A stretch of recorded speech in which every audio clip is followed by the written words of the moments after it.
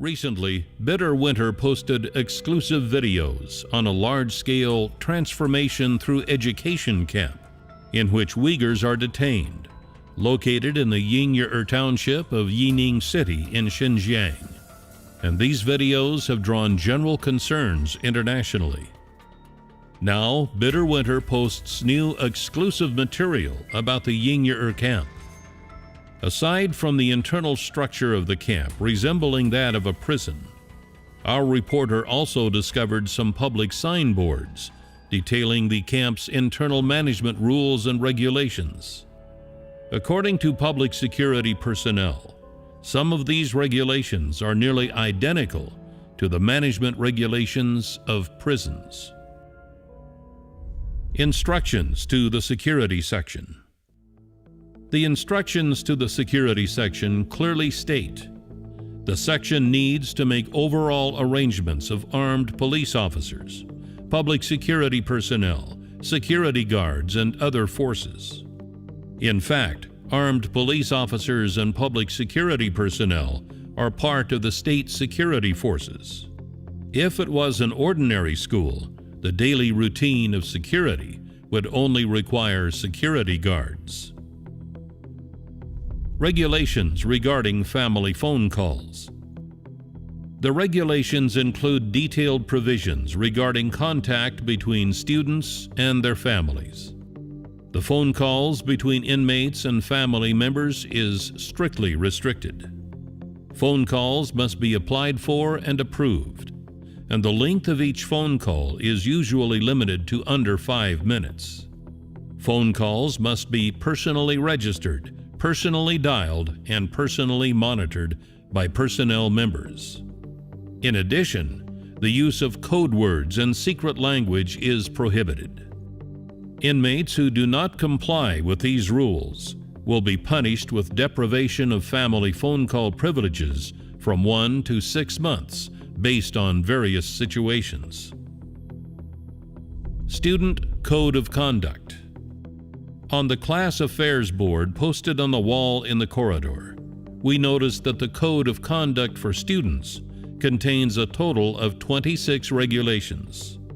Among these, Article 23 is especially noticeable. This article requires students to address armed police and special police officers as police officers, and address teaching assistants cadres as training officers. This is extremely similar to the code of conduct used for prison inmates. Duties of headmaster and Mandarin teacher. There are also headmasters and Mandarin Chinese teachers at the Transformation Through Education camp, and their responsibility is to indoctrinate students with an ideological and political education, and basically only students who speak Uyghur are required to learn Mandarin.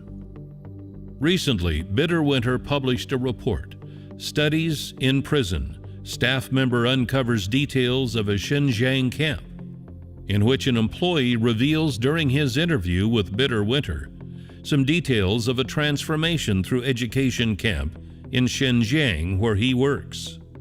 The Uyghur detainees are forced to learn Chinese. But even if a Uyghur manages to get a perfect score in Chinese, he or she will not be allowed to leave the camp. Teachers' job responsibilities.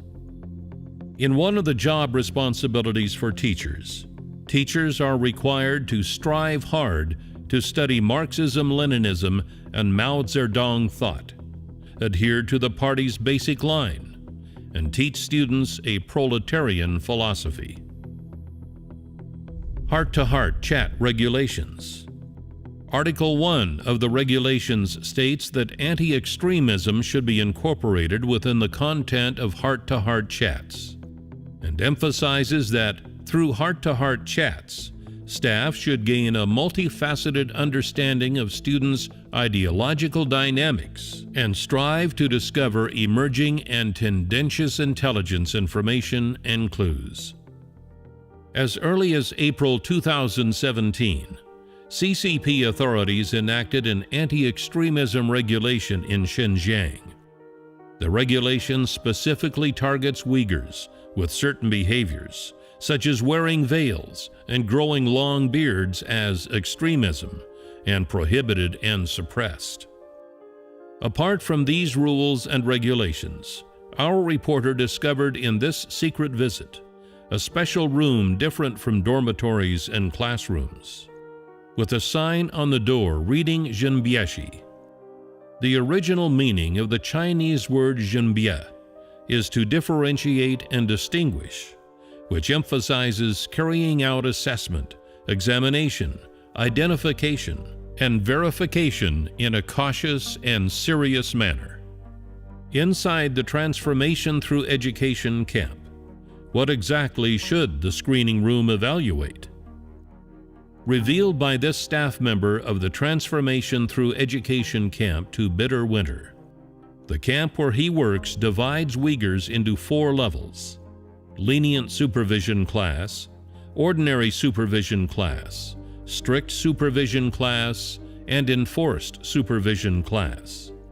A screening team regularly screens students to determine whether they have signed a statement of repentance and admitted their guilt. An assessment is then conducted, and students who do not pass are sent to a detention center. In view of the coercive measures that the authorities have already used on Uyghurs, a source infers that this screening room may be used to evaluate, using some special means, the degree of transformation and reform of students.